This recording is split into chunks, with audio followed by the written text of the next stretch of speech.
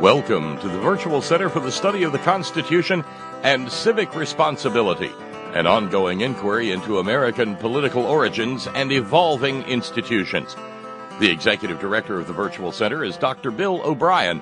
He's also your host for this continuing conversation. Here he is now, Dr. Bill O'Brien. Thank you, Bob Kincaid, and welcome to another week of broadcasts here at the Virtual Center for the Study of the Constitution and Civic Responsibility. Today is yet another absolutely gorgeous day. We've had 4 or 5 in a row, and just an absolutely beautiful day here in Appalachia. And I know it is in a lot of the country as well. It's just unbelievable. But Bob made the comment when we were chatting about how nice the weather was, and he said some fool will come along and mess it all up. But anyway, as it is now, it is absolutely gorgeous, and it is a pleasure to be with you on today, on this Monday. Today is the 18th day of April in the year 2016, and as we look forward to a new week of broadcasting, let me share with you the fact that I think we're going to forego a live program tomorrow. Tomorrow is our normal Tuesday abbreviated program. It usually begins a half hour later. But I'm scheduled to appear at a Meet the Candidates forum at 9:30 in the morning, about 45 minutes from where I'm broadcasting. And I'm not really sure how long it's going to take or how quickly I'll be able to leave. So rather than face a last-minute cancellation of the program or a delay, Bob and I kind of thought it might be better just to forego the program for tomorrow and use a previous program during that time slot, with the idea that we'll be back in our regular time slot from 1 to 3 on Wednesday afternoon, which will be the 20th of April. So again, I'll try to remember this at the beginning of our second hour, right after our break. But please be aware that there will be not be a live program here at the Virtual Center tomorrow, the 19th of April. Other than that, I think we're ready to go with today's program. I'm going to take an opportunity today to touch on a number of different issues. I've been playing around with several. I put a couple of items of I think really important information on the Facebook page, the Virtual Center Facebook page this weekend, and I'll be touching on those with you in a moment. But there are 5 or 6 different issues that I think all of them are worthy of some mention, and so I kind of made a decision that might be the best way to go. So that's what we're kind of looking at today. It's one of those this, that, and the other days over in our 2 hours, and how long each issue will take is a little bit difficult to anticipate.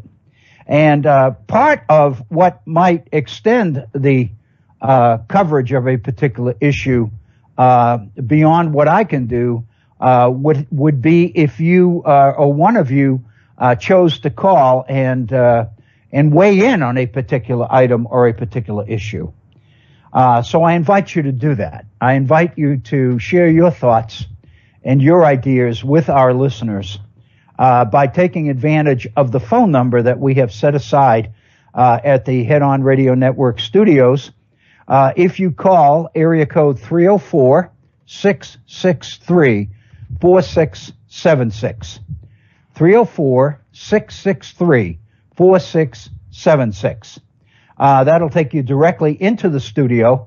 And Bob Kincaid is there, and he'll immediately get you on the, he'll notify me that we have a caller. We'll get you on the air right away. And please don't worry about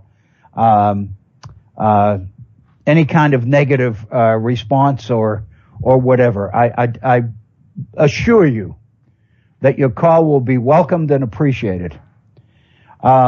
if you would prefer to share your thoughts or your ideas with me on a one-on-one basis in an email, I'd appreciate hearing from you that way as well. My email address is waobrien906 at gmail.com. That's waobrien, OBRIEN, 906, all one word, at gmail.com. And I've already mentioned our Facebook page. If you are a regular user of Facebook, and if you go to the homepage for Facebook, in the search box, if you type in the Virtual Center for the Study of the Constitution, then you will be into our Facebook page for the Virtual Center. And I have entered, put a few things there over the weekend that I want to open the program with and make specific reference to. I might also share a couple of additional points with you. One is that a close friend and family member did me the honor this weekend of putting together a Facebook page for the political campaign that it will be running for the up from now through November. And he basically put that page up this weekend, and some of you might like to take a look at that page as well. The title of the page is William A. O'Brien, Candidate for West Virginia House of Delegates. And there's a photograph there, which a lot of my friends think is a good one. Actually, a couple of my enemies think is a good one too. But anyway, and the fellow that put up the Facebook page actually was fond enough of the photograph that he also put it on the Virtual Center page and replaced the one that was there with this one. I think it probably is a better picture. My wife thought that it was a pretty good picture, and I kept saying if I could just look around for pictures and get away from photographs that look like me, the picture might be a lot better. But be that as it may, it's one that I did not know was being taken. I think the folks in the local newspaper took it at a Rotary meeting some time ago, and it appeared on one of the articles that I had written for the newspaper. I didn't even know that the picture existed, and I took it off the website of the newspaper because I thought it was a particularly flattering photograph, and that's the one that we're using. So I invite you to look there. So there are 3 Facebook pages up there now. There's my personal page, there's the Virtual Center page, and now there's the campaign page. And on the campaign page, the only extensive writing that I've done on it so far is a one-page statement on why I am running, and I think I probably shared that with you here in the Virtual Center some weeks ago. So, and that's on there, and it addresses pretty much my thinking on why I decided to get into this race. And in fact, I think some of that's going to come out in a few of the things that we'll be touching on today. So again, our phone number, area code 304-663-4676. My email address, waobrien906 at gmail.com. And our Facebook page at the Virtual Center for the Study of the Constitution. Again, today is Monday, the 18th day of April. Welcome to a new week of programming here at the Virtual Center for the Study of the Constitution and Civic Responsibility. And thank you for your continued support, not only of this program, but for the Head On Radio Network as well. I think as we move through the campaign season through the primary season, both the Republican and the Democratic efforts to select nominees for the presidency in the final election in November, with the New York primary being scheduled for tomorrow, and the front runners in both parties are predicted. The polls say that both Hillary Clinton and Donald Trump are going to realize sizable victories tomorrow. And the word from the pundits is that the campaign, the Bernie Sanders campaign privately, is already preparing a response to the fact that they probably will not win this campaign, even though Bernie Sanders was born in Brooklyn and grew up in New York. I think there's no question that Hillary Clinton, from the very beginning, has been the favorite in this campaign, and of course, Donald Trump is far ahead as far as the polls are concerned. I think that most people would agree that Ted Cruz kind of shot himself in the foot a few weeks ago when he made a very negative reference to New York values. I grew up in Boston. I grew up my entire life in the competitive rivalry between New York athletic teams and Boston athletic teams, the Yankees and the Red Sox and the Patriots and the Jets and the Rangers and the Bruins and the New York Knicks and the Celtics and all of those. So I could have easily made the comment that Ted Cruz made about a New York attitude, New York values. But coming from me, it probably would have been not nearly as well covered as it was coming from Ted Cruz. There's absolutely no question that it was made he made the comment during the Iowa caucuses, which was, as you know, the first state to hold a primary in this election season. And I guess New York at that time seemed far away, but here it is, scheduled for tomorrow, and Ted Cruz is still receiving negative reactions for that very negative comment he made about New York values and New Yorkers generally. And of course, Donald Trump has done everything he can do to exacerbate that and play it up. And the point is, it's clearly working.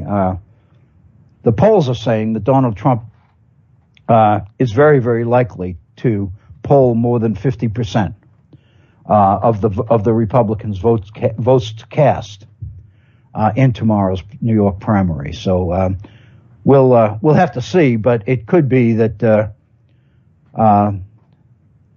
the panels of experts in the major networks are going to have a tough time ahead of them tomorrow night, because it looks like the election itself is liable to be over fairly early.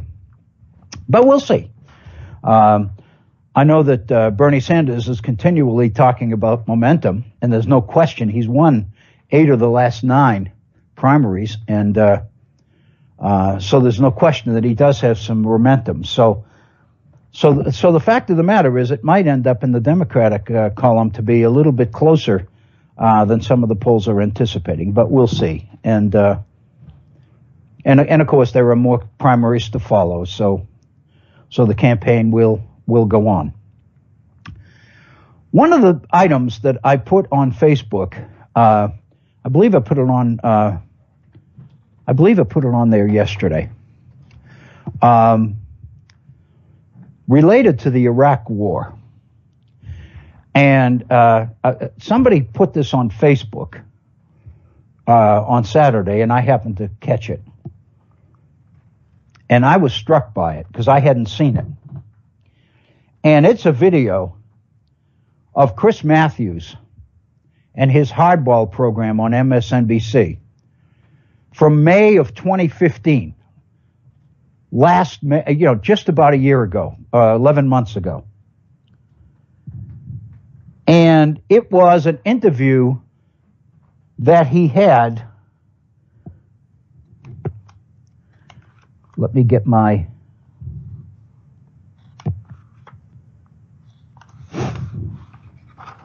It was an interview that he had with Michael Morell, Morell. Michael Morell is a former CIA operative, is an intelligence expert, and many of you, if you see the video, if you do look at the videotape on our website, and I put the link to the interview between Chris Matthews and Mr. Morell, I put it on our Facebook page. So if you go to the Facebook and then type in the Virtual Center, the most recent item, the last item on there, relates to this particular interview Chris Matthews had with Michael Morell.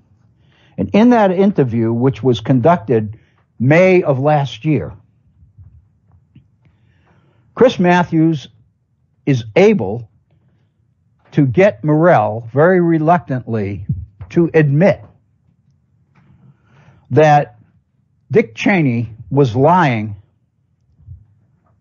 when he said in late 2002, prior to the start of the invasion of Iraq in March of 2003, that Saddam Hussein had nuclear weapons.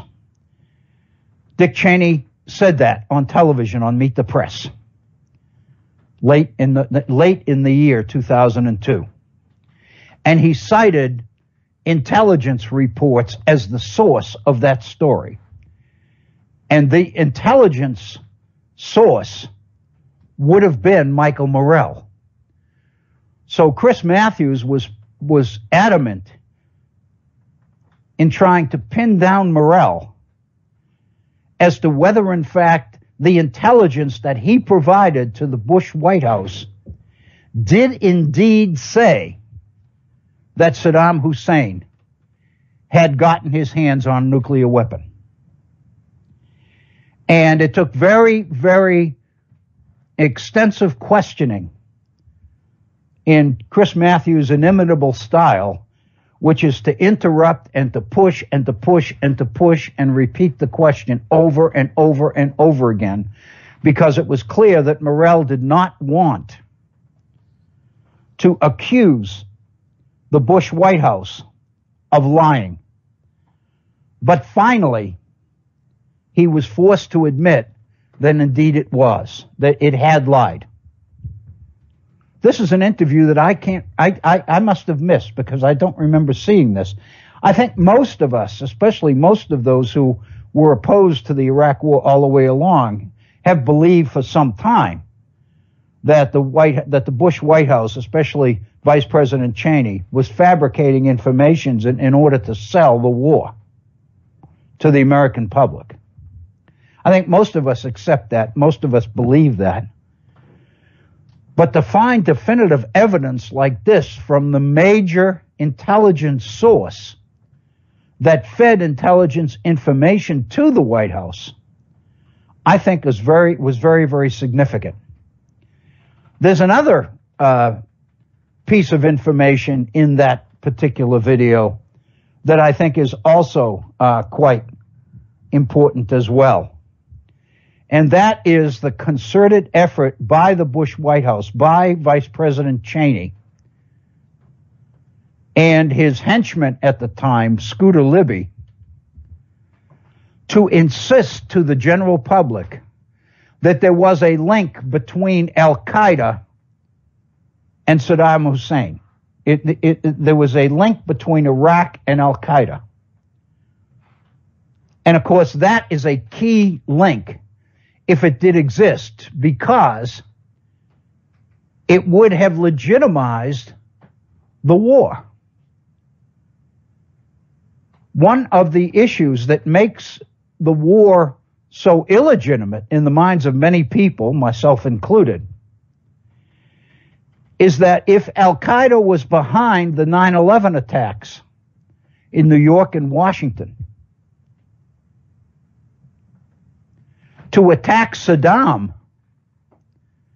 in retaliation for 9/11 is a little bit of a stretch. But if you can establish a link between Iraq and Al-Qaeda, then you basically legitimize the decision to go to war against Iraq. And what Morell also admitted was that the Cheney apparatus was creating misinformation about the link between Iraq and Al-Qaeda and blaming the intelligence community for it. In other words, saying that it was information from the intelligence community that established such a relationship. Morell's point is that the intelligence community provided no such evidence. So that was two major issues that Morell, after intense questioning from Chris Matthews, was forced to finally acknowledge that the White House had fabricated the information it was giving to the American people. So if there was any doubt about the fact that the war seemed to be illegitimate, I think this particular interview pretty much put that last element of doubt to rest. Again, it was an interview that was conducted in May of 2015, almost a year ago. But it constitutes, I believe, pretty definitive proof about the illegitimacy of the Iraq War. Again, I think many of us believe all along that it was illegitimate. I think Bernie Sanders is making the point in his campaign that he voted against the war at the time because he felt that it was illegitimate and that they were cooking the information. But it's one thing to suspect that. It's another thing to know it definitively. And I think that's what this interview provides. My comments about this on Facebook included one additional issue, which I think is very significant. And I think it makes looking at the video well worth the effort.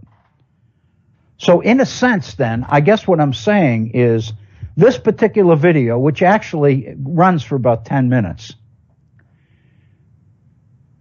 is well worth the time that it will take to watch it, because it seems to me there are three significant findings or issues associated with this. Two of them we've already talked about, namely the issue of Iraq having nuclear weapons being the first one and I think the most important one. The second one is the link between Al-Qaeda and Iraq. The third one is the behavior of Michael Morell himself and the extent to which he adopts a Pontius Pilate-like effort to separate the intelligence community from the decision to go to war. Chris Matthews continually pushed him on whether, in fact, it bothered him that the White House was taking the information that his intelligence officers were providing and manipulating that information in order to make the case for war, when the information as presented made no such case.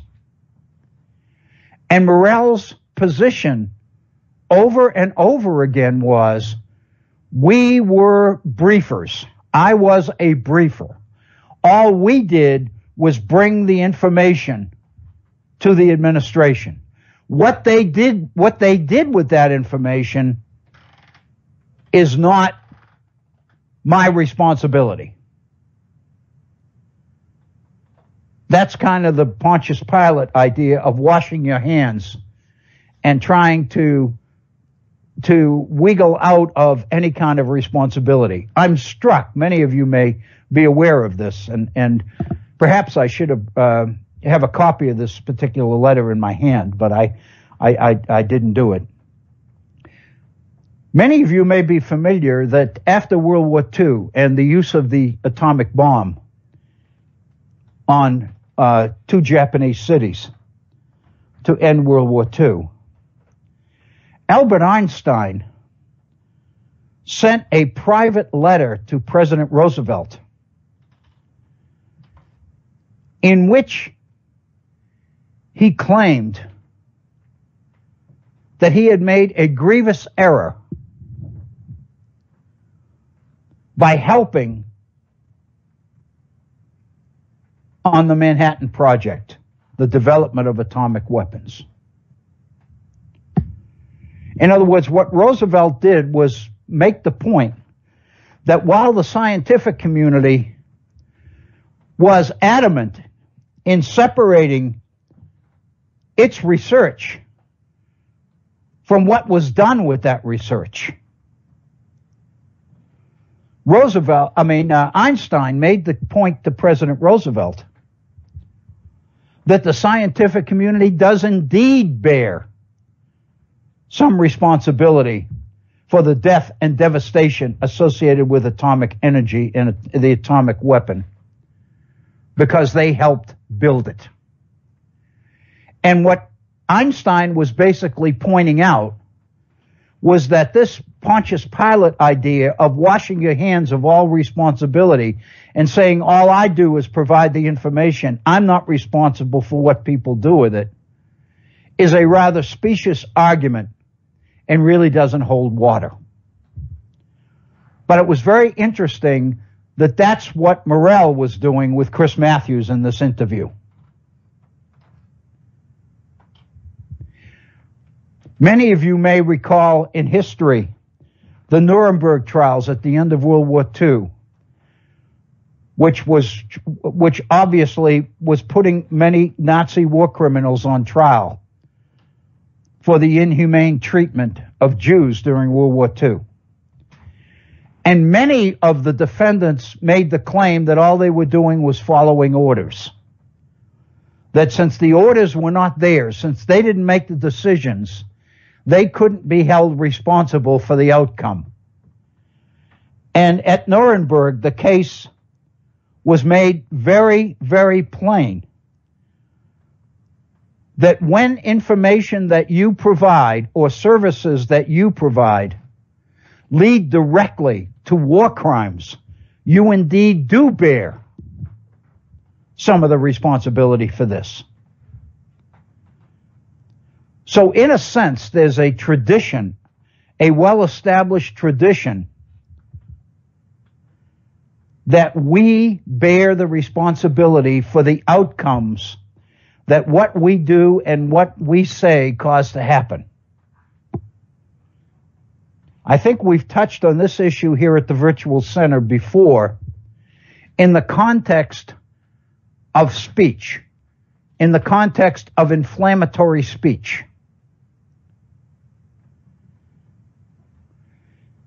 If you give the kind of let's be straight up about it. Let's look at the Donald Trump campaign and the violence at some of his rallies. When Donald Trump talks about getting rid of the protesters, throwing them out, getting them out of here, wouldn't you like to punch him in the face? And some of the other violent episodes that occurred in these rallies. The issue has been discussed as to whether, in fact, Donald Trump bears any responsibility for what happens at his rallies because of what he says and how he says it. He's denied that. But the fact of the matter is, most scientists, most of the experts on communication will acknowledge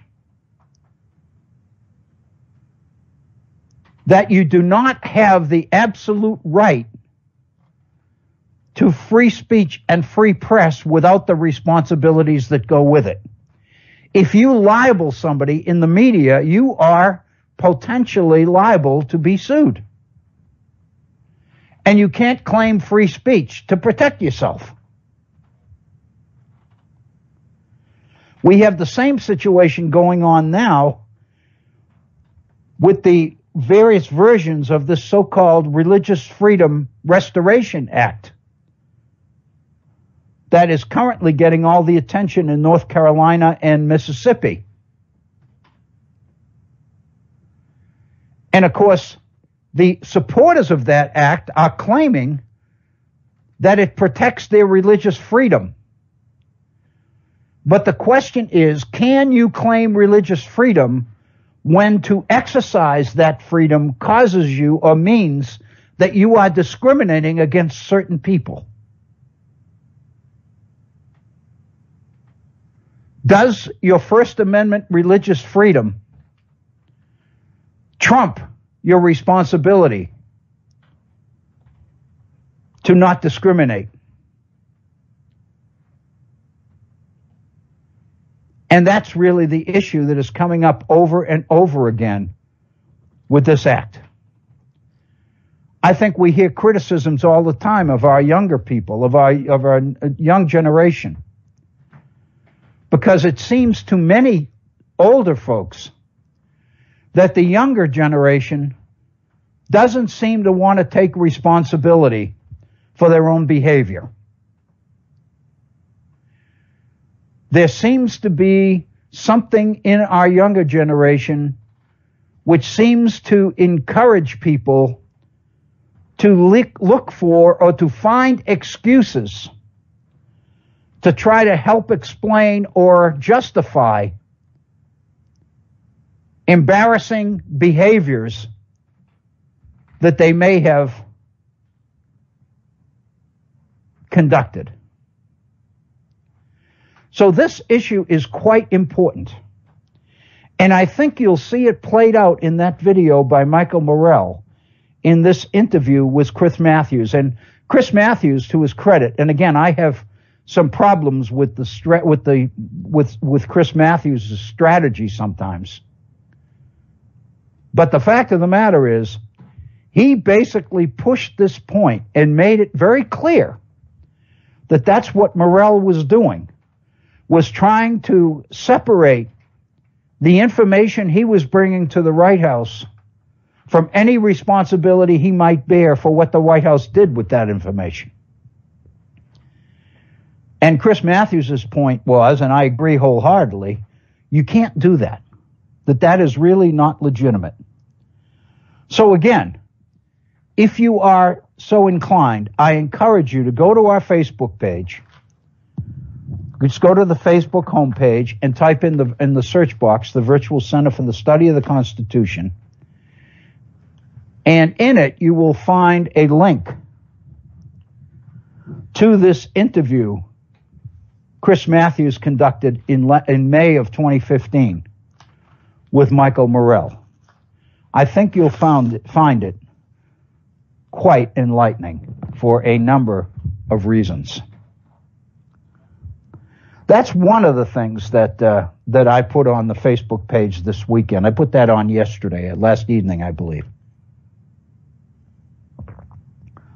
It had to be last evening because I was out most of the day campaigning, so it was last evening.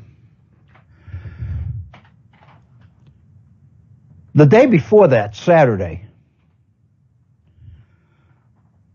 I wrote up a piece on Facebook based on an article by Fareed Zakaria. Many of you will recognize Fareed Zakaria as the host for an interview program on CNN. Zakaria writes a regular column. I think he writes for Time Magazine as well. This particular piece appeared in our West Virginia Gazette, the Charleston Gazette, on the 15th, last Friday, the 15th of April.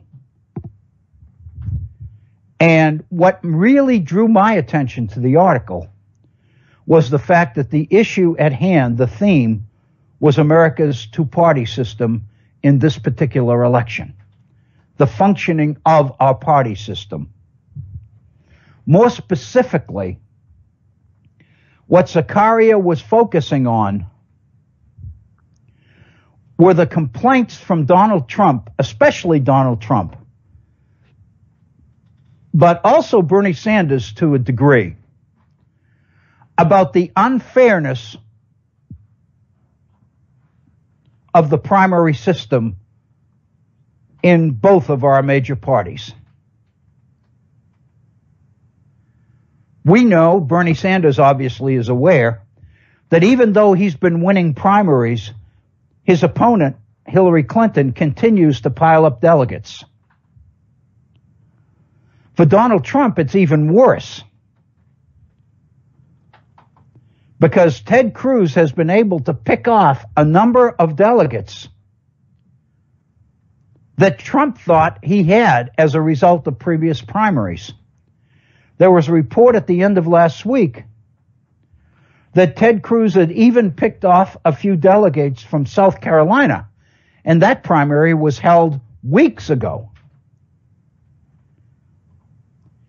And Donald Trump has been talking about the extent to which the system is rigged against him, against his campaign.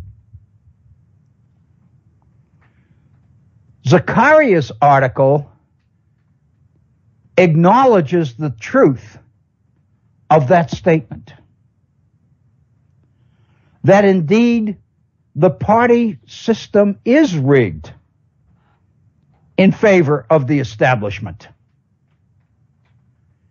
And the reason that it's rigged in favor of the establishment is in order to prevent a campaign like Donald Trump's from being successful.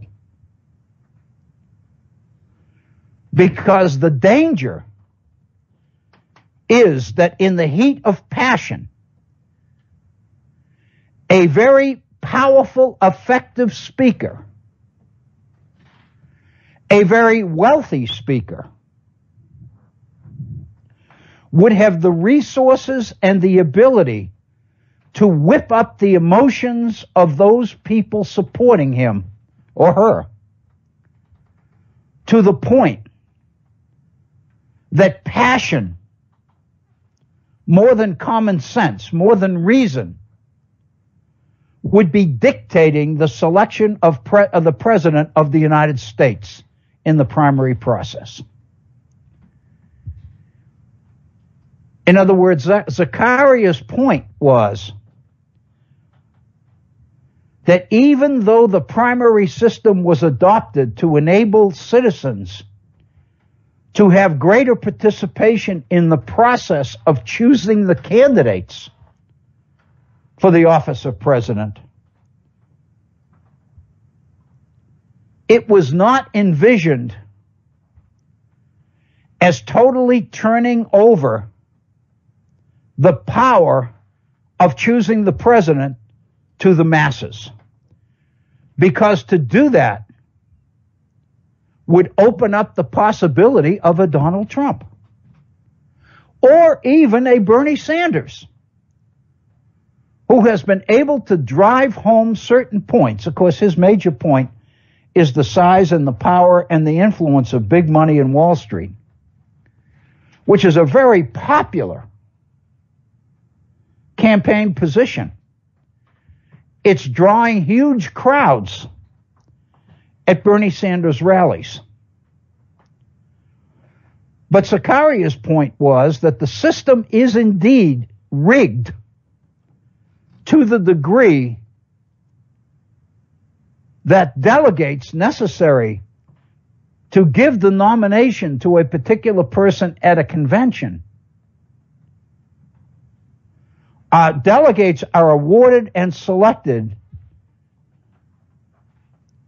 in ways other than direct response to who wins the state, winner-take-all primaries.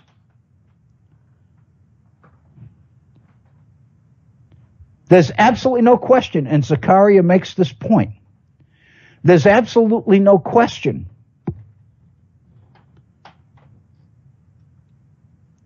that the Democratic Convention of 1968, you remember the riots in Chicago in 1968, the campaign run by Eugene McCarthy, and the riots that took place because the issue on the table was Vietnam.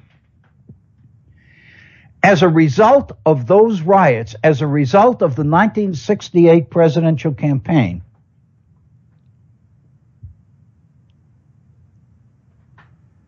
the primary system was opened up as never intended to the will of the masses. And the result was that we ended up with the kind of primary system we have now. And to the illusion or the assumption that if all of these people are turning out to support Donald Trump, and he's got more delegates than anybody else, he ought to get the nomination, irrespective of whether he gets the required 1,237 delegates or not. What Trump is doing, of course, is laying the groundwork for the fact that the party establishment at the convention, should he not get the required 1,237 going in, that the convention will find a way to deny him the nomination and give it to somebody else. And that, Donald Trump is arguing, is unfair. Zacharia's point in this article was that the creation of the two-party system was in large part designed to manage the process of choosing representatives and presidential candidates in ways that were designed to moderate, in ways that were designed to enable compromise to happen. It was a way to control and protect the system against the kind of passion that is associated principally with the campaign of Donald Trump, but to a degree, the campaign of Bernie Sanders as well. In other words, these primaries were not ever intended, Zakaria says, to be plebiscites, to open up the selection of the president to the people en masse. Because the fact of the matter is, as heated and emotional as these rallies are, and as the campaigns are, the fact of the matter is that a relatively small proportion of the electorate is participating in these. Bernie Sanders' whole campaign is oriented towards bringing out more and more voters, large numbers of people who don't usually participate. That's his only chance. He's been saying that consistently all through. So the fact of the matter is that large numbers of eligible voters do not vote, usually don't ever vote, and probably won't vote this time. So the fact of the matter is, the choice of the candidates of, like Donald Trump, for example, are being made by a plurality of a real small minority. We're talking in the Republican column, for example, we're talking about 25% of eligible Republican voters. And even of that, Trump is not securing a majority. And of course, his justification for that is there's been so many candidates in there, nobody could get a majority. He's right. But the point is, it's not even a majority of a 20% minority. It's the most vocal group of participants, of citizens, and they're making a lot of noise, but the fact of the matter is it's a distinct minority. And there's no question that the superdelegates that overwhelmingly are supporting Hillary Clinton seem to many people to make the Democratic system unfair as well, the Democratic Party system unfair as well. And the fact of the matter is, the whole idea behind the superdelegates was to ensure that the establishment, that the party establishment, would maintain significant control over the choice of the party's nominee.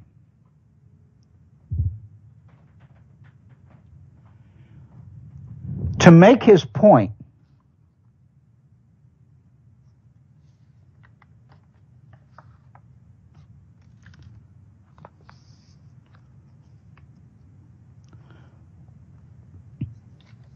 going through my notes here. I've got so many handouts, so many things to talk about. I just, there are so many issues on the table here. Here it is. To make his point, Zakaria cites Clinton Rossiter's classic book called Parties and Politics in America. Many of you, those of you who studied or majored in political science, are probably very familiar with Clinton Rossiter and his books on the presidency. This particular one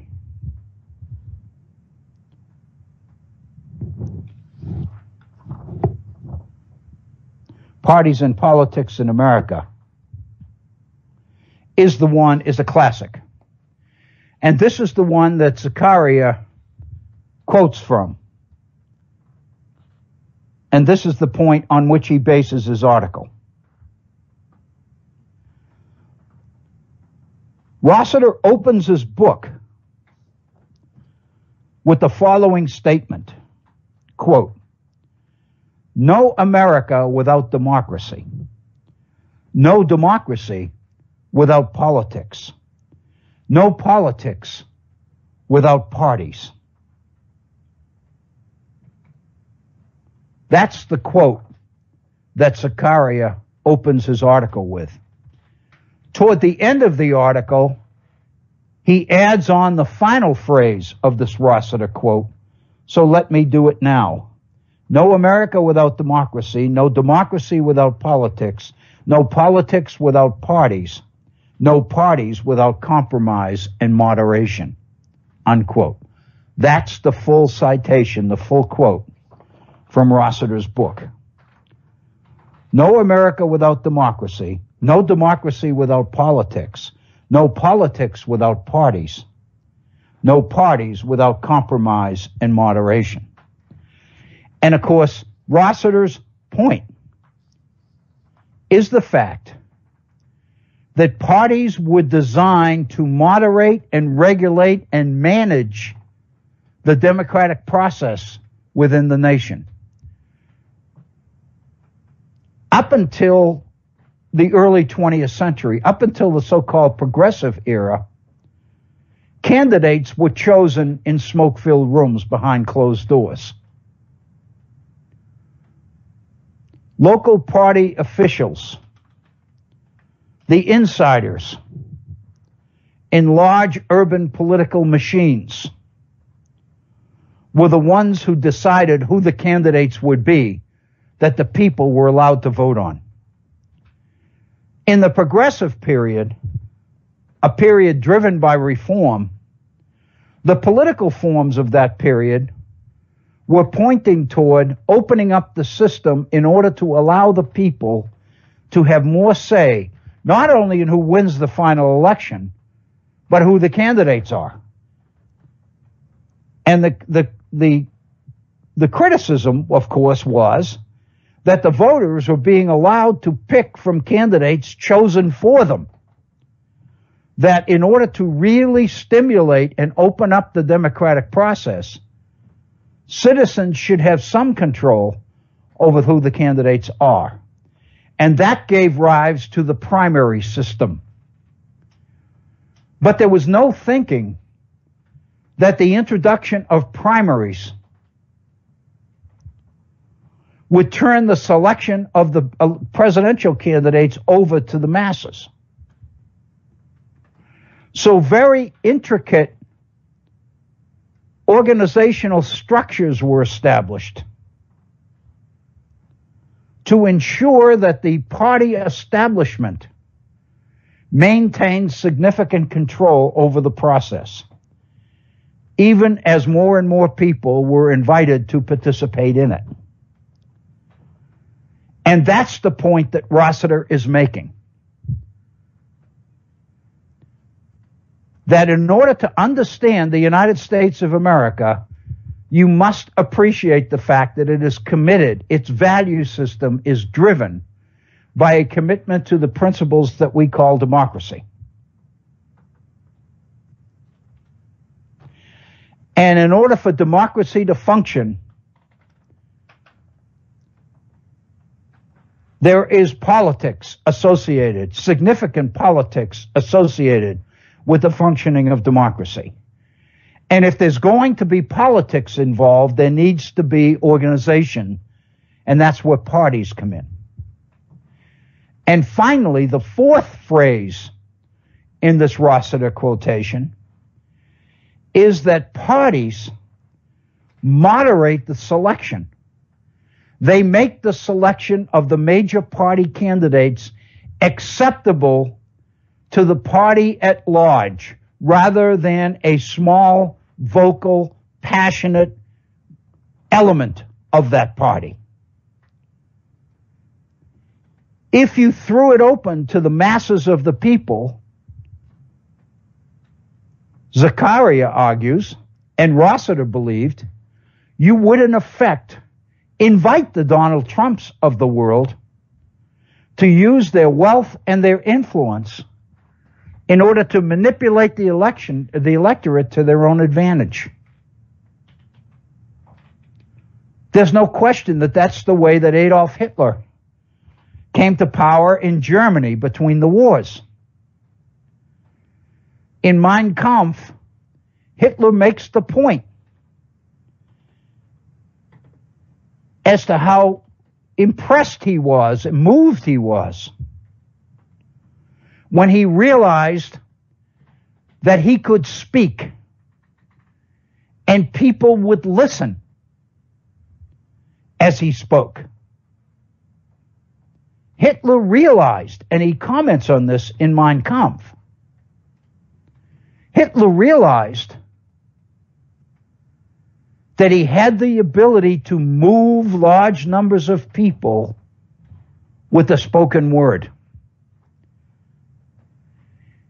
And his entire rise to the top in Germany in the late 20s, through the 20s and into the early 30s,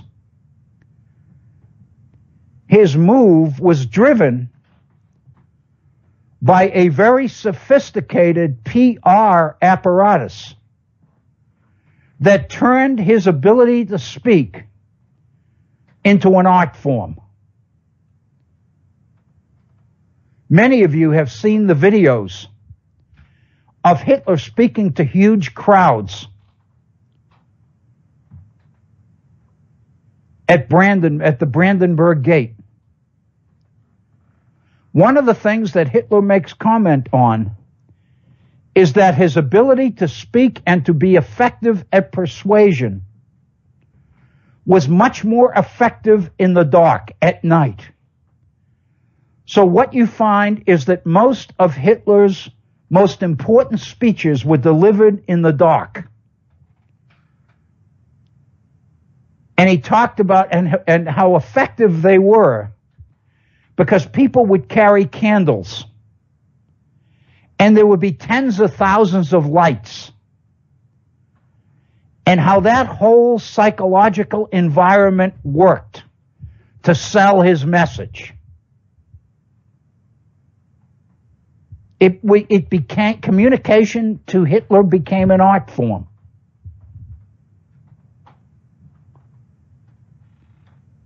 There's no question, in a different way, the same thing is true with FDR. Most people are familiar with FDR's so-called fireside chats. Roosevelt had the ability to speak to groups in a folksy way which made people believe that he was talking directly to them. There are so many comments from people who heard Roosevelt speak, who made the point that it was like he was speaking directly to me. What a gift that is. Roosevelt used it, and used media, the radio, to communicate with the American people and sell his program. Donald Trump is using the media. He's self-funding his campaign. But he's been able to get such media attention that every one of his rallies, every one of his speeches is covered by a variety of different networks. He doesn't have to spend his money to get attention. He's getting it all free. It's brilliant. That's exactly what Rossiter is talking about and what Zakaria is talking about. The political system, even with the introduction of primaries, was organized and structured in a way which made it very difficult, theoretically impossible, for people like Donald Trump to secure the audience and grab onto the emotions and the hearts of people rather than their heads. Think back to some of the Federalist Papers, especially those written by Madison, but also Hamilton, that we've looked at, where Madison makes the point that the people's reason must control government, but government must control people's passions. You can never allow the passions of the masses to seize political control, Madison said. And Hamilton said pretty much the same thing. They recognize the power of the demagogue, who would be very successful at manipulating information, telling half-truths, if not out-and-out lies, and convincing the people that up was down, black was white, hot is cold, and are able to convince people of that and cause them to act accordingly. Zakaria's article suggests that their internal checks into the political system designed principally to prevent that, and instead to promote moderation and compromise. By making elections for presidents winner take all, the majority of the votes wins the state.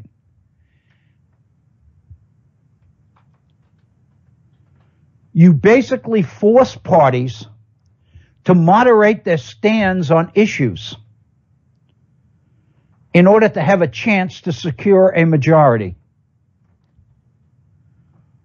But Zakaria points out, and I think correctly so, that after 1968 and the riots that occurred at the Democratic Convention in Chicago, the primary system experienced a number of reforms which really opened it up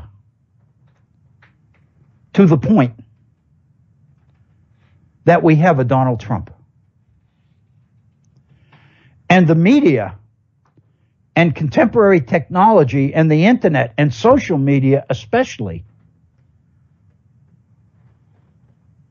are putting in the hands of the Trumps and the Cruzes and the Bernie Sanders and the rest of them technological mechanisms that make it possible to instantaneously communicate with large numbers of people at the same time. Twitter, Instagram. The result is that we are experiencing in this election things that the founders worried about and that political reformers throughout the nation's history worried about. And that's what Zakaria is talking about. That when we see efforts by mainstream Republicans looking for ways, looking for strategies to deny Trump the nomination, it's really a last valiant effort of the establishment to hang on and preserve the system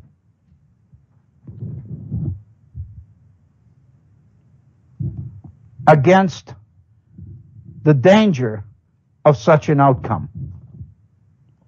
Let me share with you we're right at the top of the hour. Let me take maybe 2 more minutes and share with you a couple of lines from Zacaria's article. And then when we come back after our break, we can begin on a totally different issue.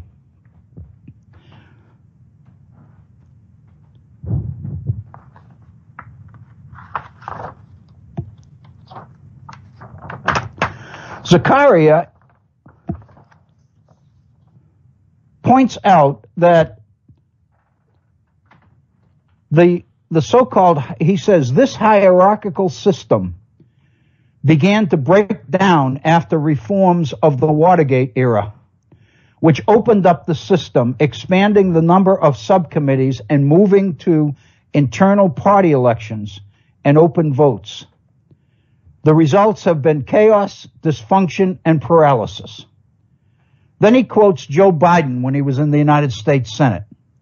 And Biden made the comment, quote, "We created more problems after Watergate than we solved. Nothing turned out the way it was supposed to. The old system," Zacharia said, "is almost dead. In the current Republican race, it is trying to revive itself to save the party from a dangerous demagogue. This, according to Zacharia, is not an assault on democracy. It's an effort to preserve it." I do encourage you to take a look at Zacharia's article. On the Facebook page, there is a link to that article. I put it on there on Saturday with a few comments that I made about Zacharia's article, and then the link to the article itself is there. I encourage you to take a look at it. I think it's well worth a read. We're at 2 minutes after the hour. We're going to pause now for our regular 5-minute break. Then we'll come back and we'll proceed with our second hour here at the Virtual Center. Please stay with us. We'll be right back after a short break. We now return to the Virtual Center for the Study of the Constitution and Civic Responsibility. Here again, Dr. Bill O'Brien. Thank you, Bob Kincaid. Welcome back to this Monday edition of the Virtual Center for the Study of the Constitution and Civic Responsibility. Today is Monday, the 18th day of April in the year 2016. It is an absolutely gorgeous day, late spring day. I think we're probably moving very close to the 80-degree mark here in Appalachia today. We'll be in the upper 70s for sure. Absolutely beautiful day. And the temperatures this week are all looking to be in the high 60s or 70s. So I think it's beginning to look like we might be able to escape a freeze. But I know many people continue to say that you don't put flowers in here in the mountains until after Mother's Day. That's kind of an adage that I've heard for years, and there always is a late spring freeze, it seems, when people put flowers out too early. So, but boy, I'll tell you, the temptation's there today. It is an absolutely gorgeous day here, and I trust that it's as pretty where you are as well. Thank you for staying with us. If you've been with us since the beginning of our program today, thank you for staying with us here at the Virtual Center. If you are just joining us, welcome to our program today. We do invite you to participate in our program. First of all, I thank you for participating by listening, because I know, and one of the things I basically depend upon is what I think the pundits, the experts, often refer to as active listening. I think it's one thing to listen. It's another thing to actively listen with one's mind active. What I try to do here in the program is to present material in ways that feed an active mind, or that activate a mind that perhaps might not be as active as it could be. And so consequently, it seems to me that our goal here is as much to raise questions as much as it is to answer questions, and that's the theme. But we have a phone line, and we would love to have you, in spite of the active listening that you do, you can even participate more actively in our program by going on the air and sharing your thoughts and your ideas with our other listeners. Our phone number is area code 304-663-4676. 304-663-4676. If you'd like to drop me an email and share your thoughts that way, I would appreciate hearing from them. And if the situation seems appropriate, I'll try to bring your thoughts to the on the air and present some of them myself. It's not necessary to identify yourself with these unless you want me to. My email address is waobrien906@gmail.com. waobrien, OBRIEN, lowercase, one word, 906@gmail.com. And again, and that's what we've been making quite a bit of reference to in our first hour today, our Facebook page. If you go to Facebook, in the search box, type in the Virtual Center for the Study of the Constitution, and you will have access to our Facebook page, and you will have direct access to the two links that we focused on in our first hour today, namely the Chris Matthews interview with Michael Morell from last May of 2015, on the Iraq War. And the second link is the article by Fareed Zakaria that appeared in last Friday's Charleston Gazette here in West Virginia. It's dated April 15th. That was Friday. And we just spent quite a bit of time on that towards the last portion of our first hour. So again, it is a pleasure to be with you once again. Let me remind you that we will not be doing a live program here at the Virtual Center tomorrow, Tuesday. You'll recall that our Tuesday programs always begin a half hour later than the Monday and Wednesday programs anyway.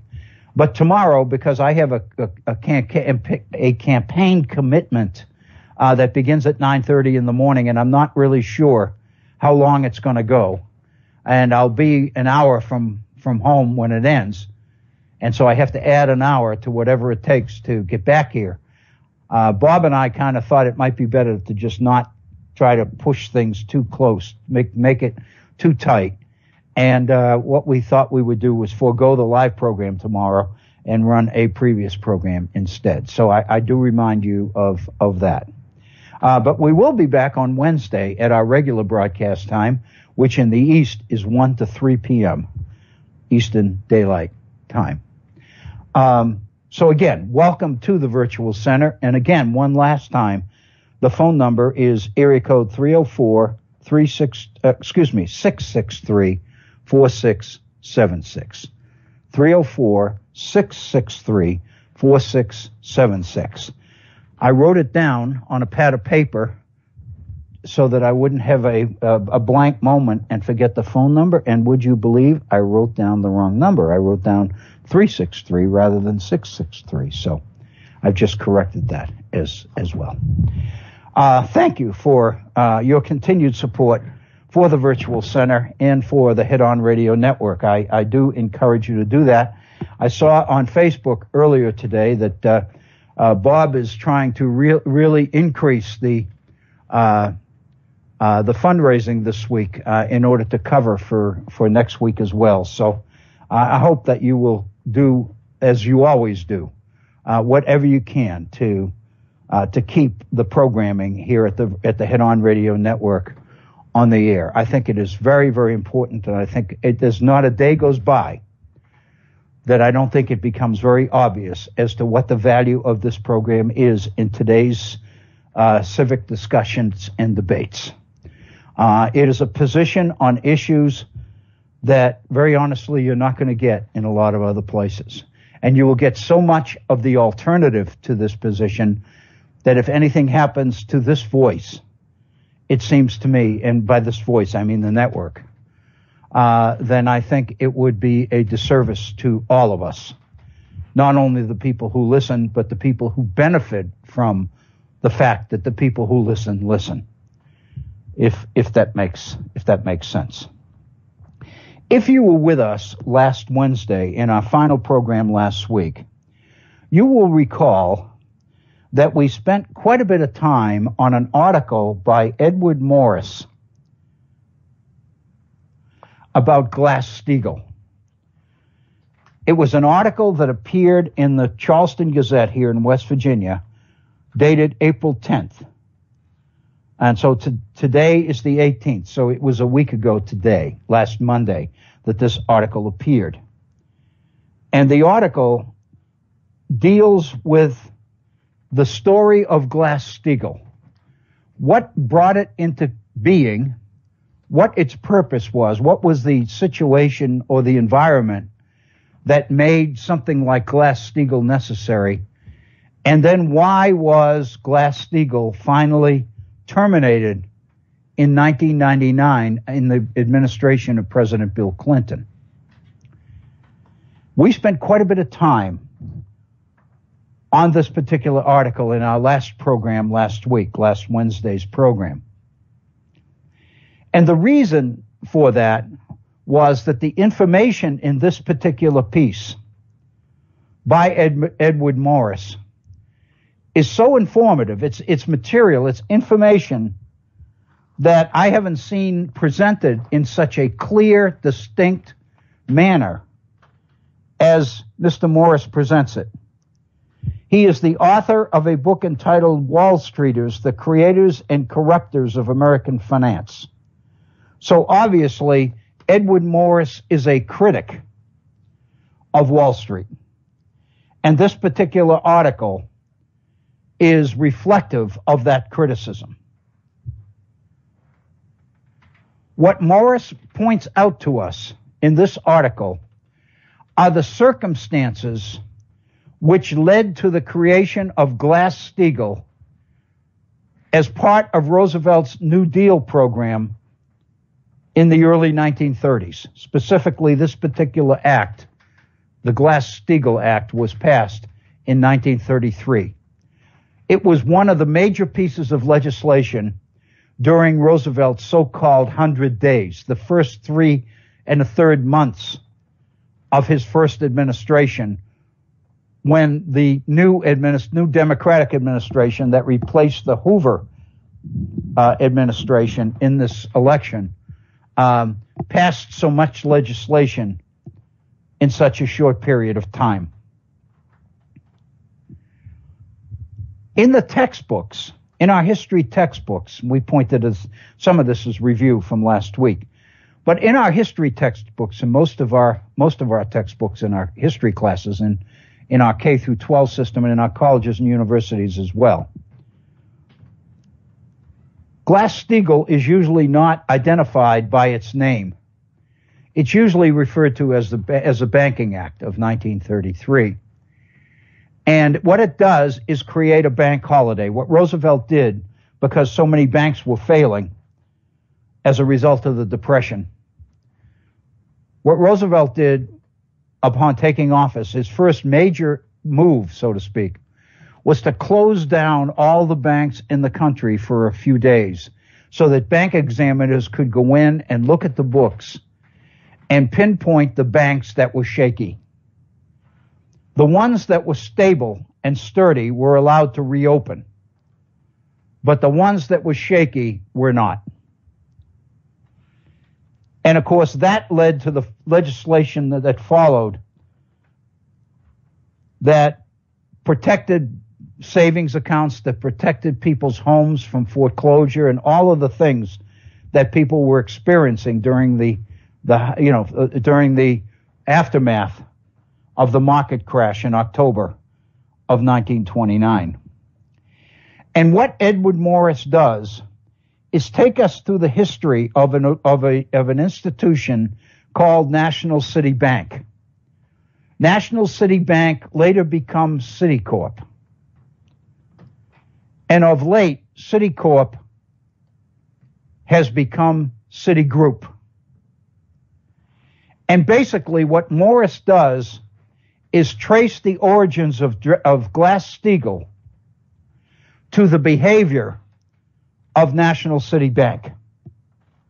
And it was this behavior that set the tone for the situation in the late 20s, which finally caused the whole house of cards, the economy, to collapse. And the president of National City Bank was a man named Charles Sunshine Mitchell, who was summoned to testify before the Senate Banking and Currency Committee and to explain how investment pools were set up, how they worked, and how National City Bank was involved in all of this. Mitchell's testimony so devastated and shocked members of the Senate that the Glass-Steagall legislation that was already in the works sailed through Congress as a result. Once Mitchell explained how National City Bank was behaving, congressmen and senators en masse began to realize that merging commercial banks with investment banks was a horrendous mistake. And what Glass-Steagall did was separate the two. It basically made large conglomerate banks, which were involved both in regular commercial banking activities as well as investment activities, it made them illegal. And it was the behavior of National City Bank that prompted passage of the legislation. And again, National City Bank becomes Citicorp, and then later Citigroup, when Glass-Steagall is rescinded in 1999 under President Bill Clinton. And we spent quite a bit of time looking at Mitchell's testimony. This is what he said National City Bank did.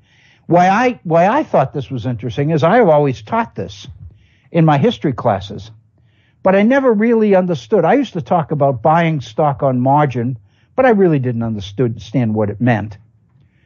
And I talked about the extent to which the banks and the insurance companies were responsible in some of their behavior for the circumstances that brought down the market, that brought down the economy in the Great Depression. But I honestly must admit that I didn't really understand all that well either. But with Mitchell's testimony before the Senate Banking Committee, much of this behavior is explained here by Edwin Morris in ways that make some sense. Here's basically what Mitchell testified. He said, first, the bank would loan money to what is called a pool manager to facilitate the purchase of a selected stock. Mitchell called it a story stock, by a small group of initial investors, a small group of polished, established, knowledgeable investors. These people that knew how the system worked, who knew how the market worked, would invest in this particular stock heavily, the stock recommended by the pool manager. Then the pool manager would plant rumors about how hot the stock was and bogus news accounts in order to entice the general public to purchase the stock at prices that were going up and up and up.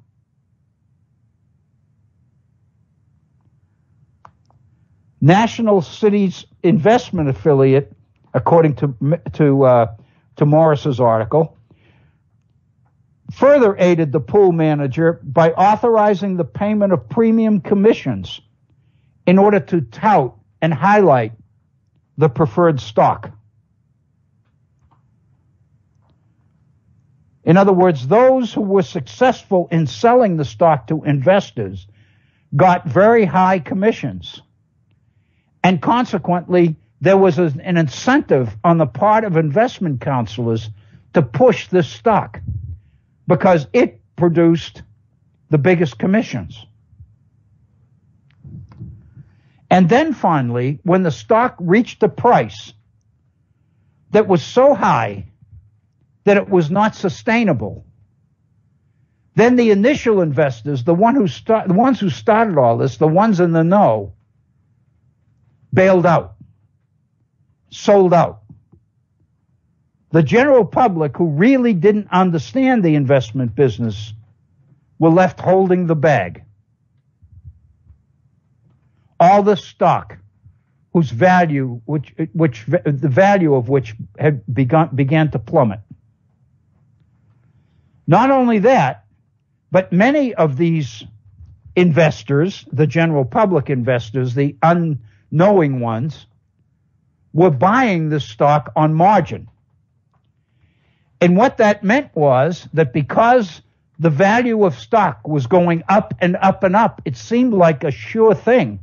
It wasn't really, in the mind of many people, it wasn't really gambling because it seemed like a sure thing. And the result was that many people, many investors, would use stock to purchase new stock. In other words, they were buying on margin. There was no money involved. It was all promise to pay based on the fact that this stock that I'm using to purchase the new stock has value which is continually going up and up and up. Once it all started to collapse, it all fell apart at once. And many of the most unknowing investors were left in dire straits. They lost their businesses, their homes, and all the rest of it. And we know the numbers of suicides during the 1920s and 30s and all the rest of it. So all of this kind of behavior led Congress to pass Glass-Steagall and to separate investment banking from commercial banking. Obviously, the banks fought back. They tried desperately to counter Glass-Steagall in many ways. And what Morris tells us, that they began to experience success when Alan Greenspan was chairman of the Federal Reserve Board. And he let it be known in private conversations that he wouldn't have a problem approving a merger between a commercial bank and an investment bank, so long as Glass-Steagall was repealed in the process. In other words, he wasn't going to violate the law by supporting a merger that was contradictory to the law, Glass-Steagall. What he wanted was Glass-Steagall to be eliminated. And if they were successfully able to get Glass-Steagall to be eliminated, then Greenspan said he had no problem with investment and commercial banking being together again. And that started the process which created the merger in 1998 to the tune of $70 billion of the Travelers Group with Citicorp. And out of that merger came Citigroup, which was the link, the reconnection between investment banking and commercial banking. And the two presidents of the two groups, Sandy Weill and John Reed, became co-CEOs of Citigroup. Eventually, Weill took over control of the group. And when he retired in 2003, his successor at Citigroup was Chuck Prince, who Morris tells us was even more aggressive and risk-prone in combining commercial banking and investment banking than was Sandy Weill.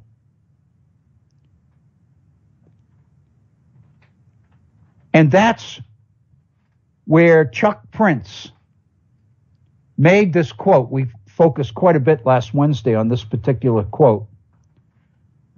When he was asked about the bank's $100 billion leverage lending program to support private equity deals, Prince said, quote, "When the music stops in terms of liquidity, things will be complicated. But as long as the music is playing, you've got to get up and dance. We're still dancing," unquote. Basically, what he was saying is, we need to run this out as far as it'll take us until the whole thing collapses. It did in 2008 in the recession that many people are still trying desperately to recover from. In 2010, Congress passed Dodd-Frank, which basically was an effort to regulate these newly merged commercial investment banks. In other words, Dodd-Frank was seen as a regulatory alternative to Glass-Steagall, which made those mergers illegal. Now they were legal, but in theory, Dodd-Frank would require that they be managed.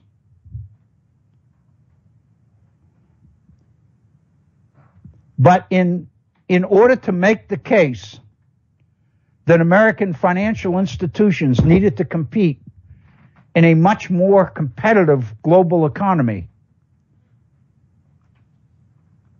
they began to chip away at the effectiveness of Dodd-Frank to the point that it has become rather insignificant. And the result is that many of the largest companies that received bailouts, public bailouts, in 07 and 08, are today even bigger than they were then. And of course, what Morris is raising is the important question. If they were too big to fail then, what in heaven's name happens now?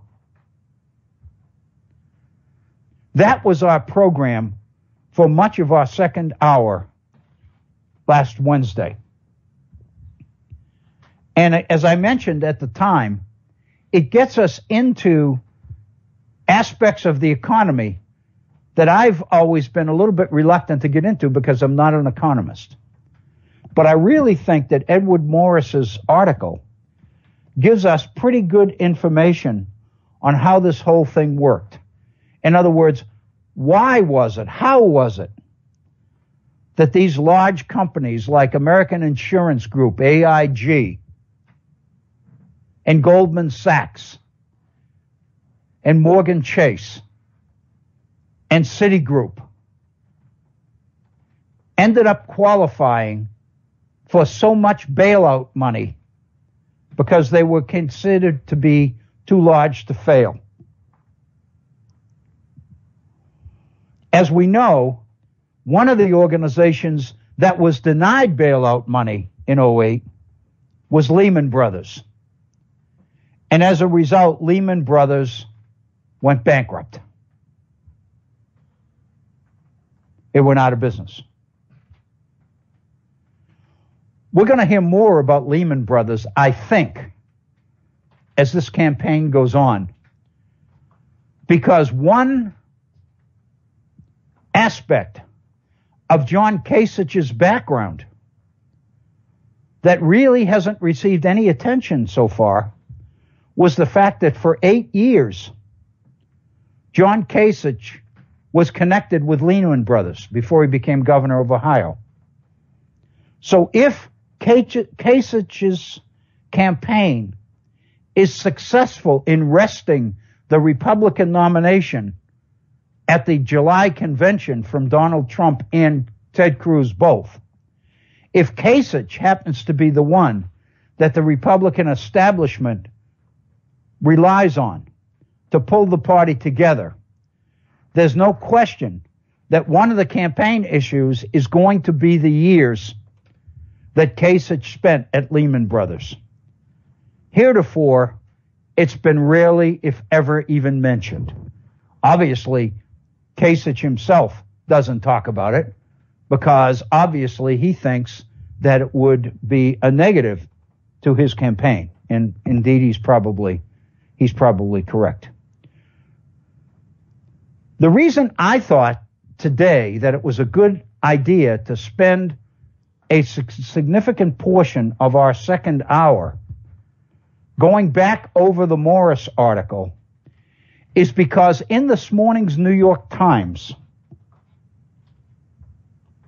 there was an additional article in the area of economics that I found particularly informative as well. And I wanted to share some of that with you here at the Virtual Center.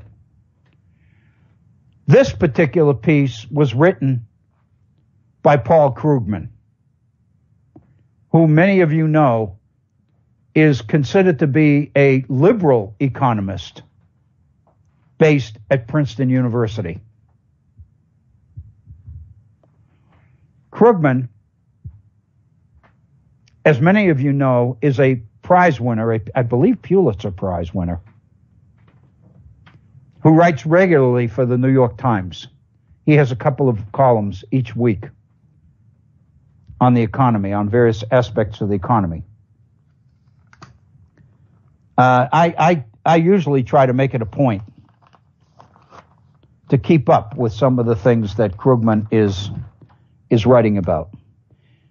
And today, I'm sure glad I did. And I'm trying to get my hands on the article. Here it is. The title of Krugman's piece in today's New York Times is entitled Robber Baron Recessions. Krugman's point is that what's happening in today's corporate world is very, very reminiscent of the robber baron era of the late 19th century, when there was effectively no control, no regulatory control at all over over business practices by government. And what he points out is that we have returned to that period when there is very, very little effective regulatory control over corporate practice in today's world. In fact, Krugman makes the point that just this past Friday, the 15th, Income Tax Day, the Obama White House issued an executive order directing federal agencies to use whatever authority they had to promote competition, unquote. This is the first time that the Obama administration has felt that it was even possible to begin to move against some of the corporate practices that have been at play as regulation has become all but insignificant in today's economy. What Krugman points out is that all of this deregulation began with Ronald Reagan's election in 1980. And many of you will remember that one of Reagan's major activities once he took office was to deregulate the airline industry. And this deregulation agenda continued to move through the 80s and into the 90s. The Clinton administration, Krugman tells us, was able to check it somewhat. But once Clinton left office and George W. Bush took over, it was back to deregulation once again through the early part of the 21st century. And as we know, the second Bush presidency ended with the recession of 08, which also was the election of Barack Obama to his first term. What Krugman is talking about in his piece today on robber baron recessions is the extent to which corporations have chosen to take profit directly out of the company, out of their corporation, rather than reinvest it in the expansion of the company, the corporation, new equipment, or more importantly, job creation. What Krugman is speaking to directly is the fact that so many corporations have become monopoly-like in today's business world that they effectively don't really have any competition. And if there's no competition, there's no reason to continue to invest in the corporation in order to build it and strengthen it and invest in new equipment and expand business and create more jobs. All of that is behavior that presumes that there's competition. But if the corporations are more monopolies than they are competitive enterprises, then there's really no incentive to invest. And so the result is that many corporations are taking money directly out of the business. Corporate profits are higher than they've ever been. But we're not seeing it reflected in jobs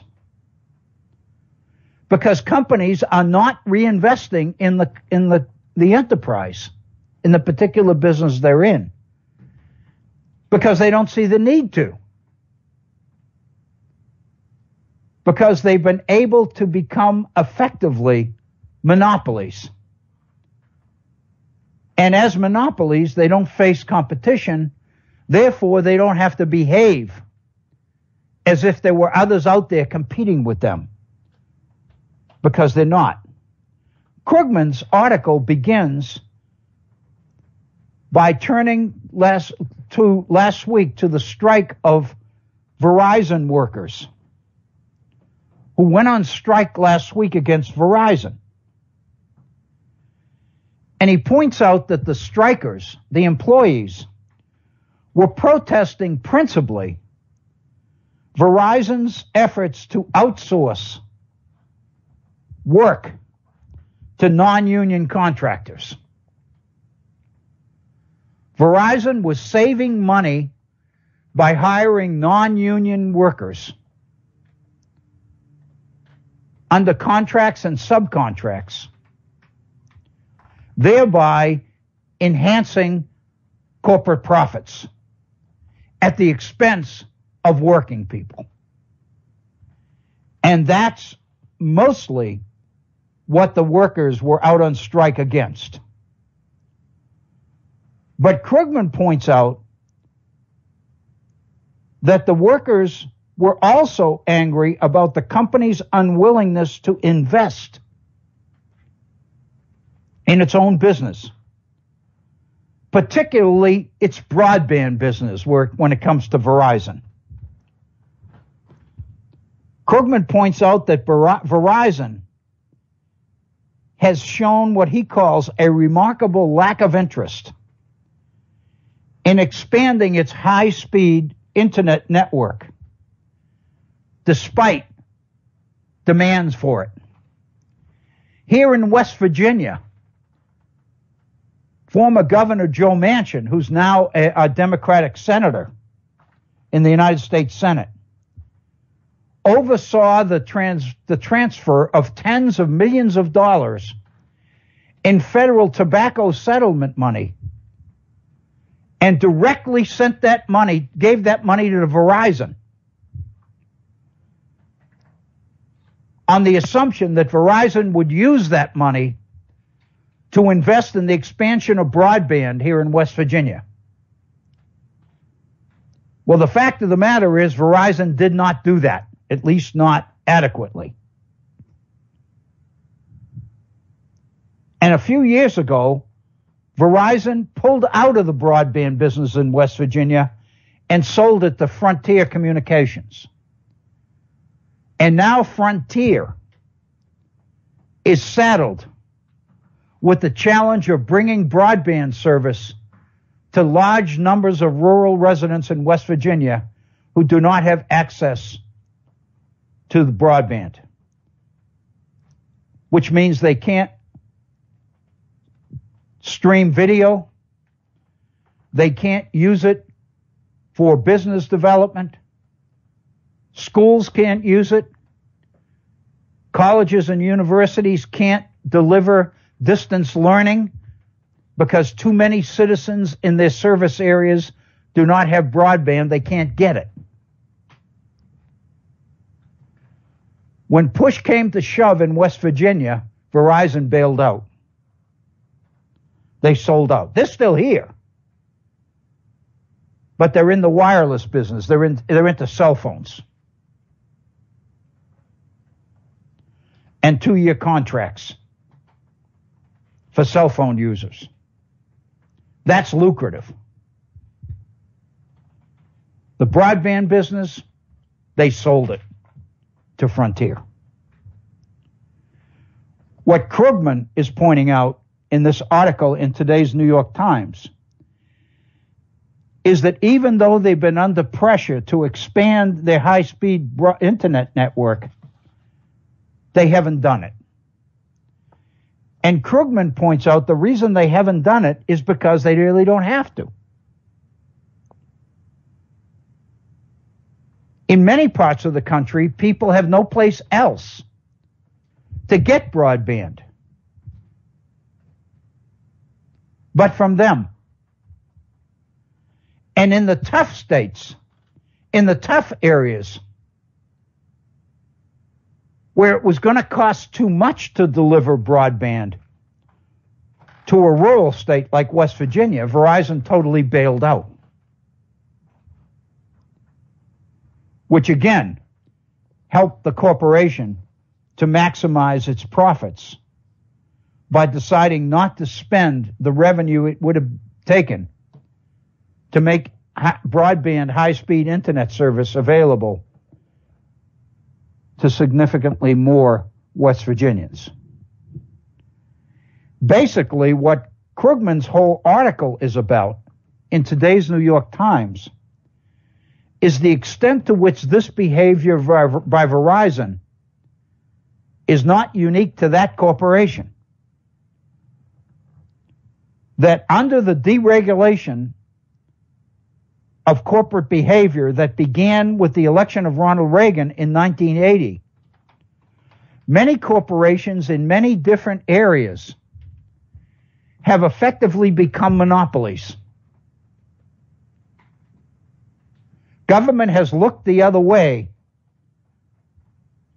and approved mergers, multi-billion-dollar mergers, which is creating bigger and bigger corporations, which is effectively eliminating competition in the corporate world. So it's kind of interesting. I was going to say it's ironic, but it's really not ironic. It makes perfect sense.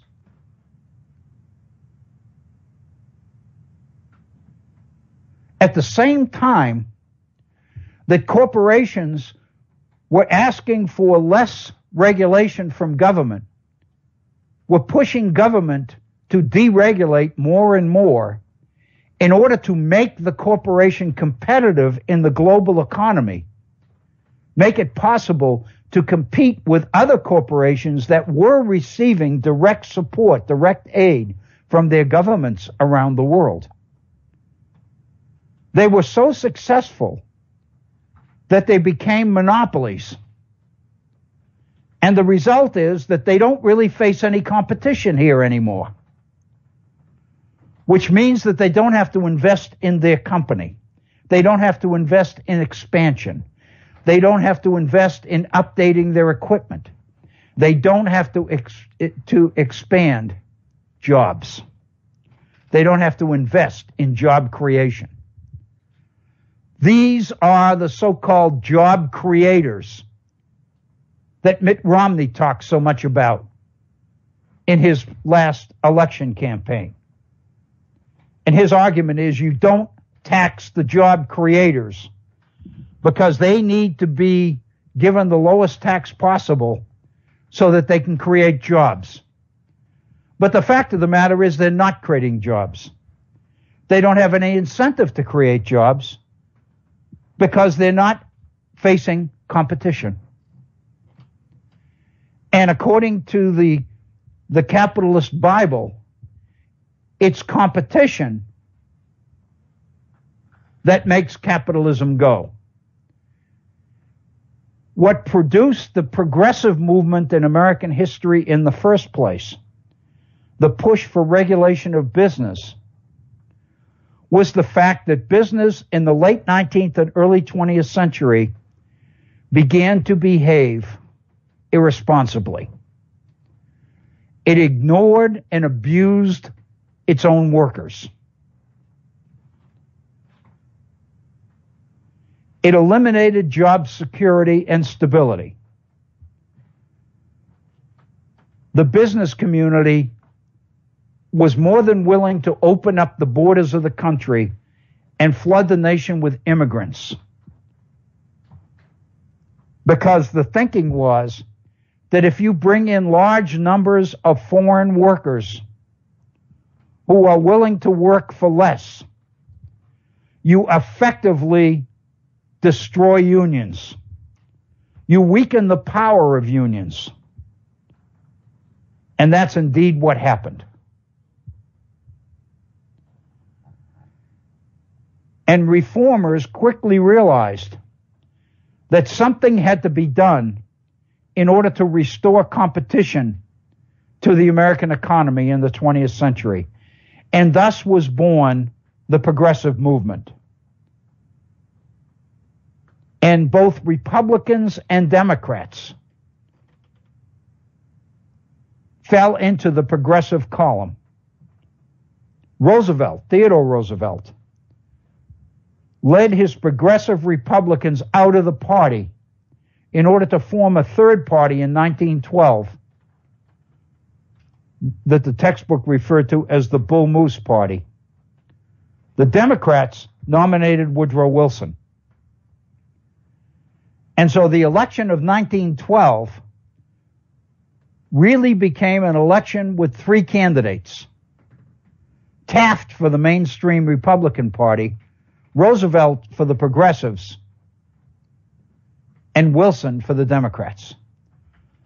There's no question that in pulling out of the Republican Party, Theodore Roosevelt handed the 1912 election to the Democrats, to Woodrow Wilson. And progressivism at the national level was born and took off. And government began to re-enter the economy and began to regulate food processing, drugs, drug development, meat packing, health, welfare, environment, water, sewer, transportation. In other words, big government emerged in the early 20th century as part of the progressive movement, which was a reaction against the unregulated robber baron behavior of businesses in the late 19th century.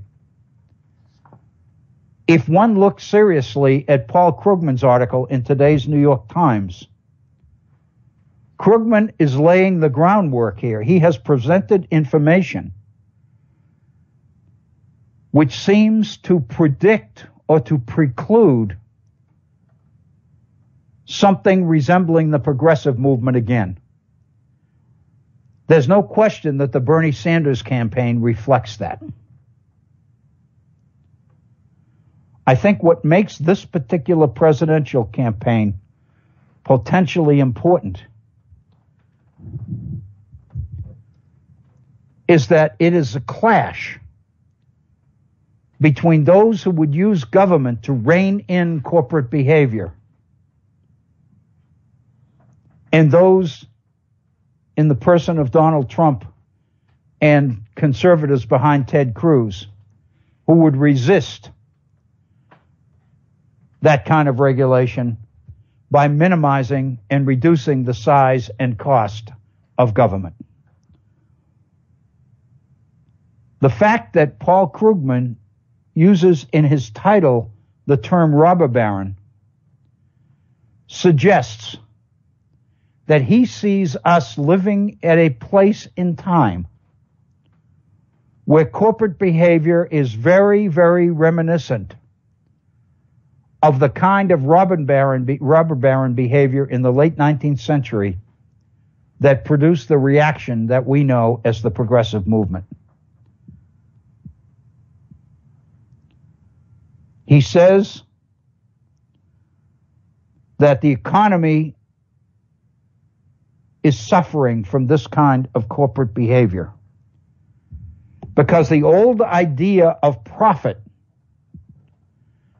and tax breaks that businesses received was in order to motivate or promote reinvestment of profit back into the company in order to expand its operation, create more jobs, improve standard of living for an expanding, growing middle class. None of that is happening. And Krugman is laying responsibility for the fact that it's not happening on the doorstep of corporations.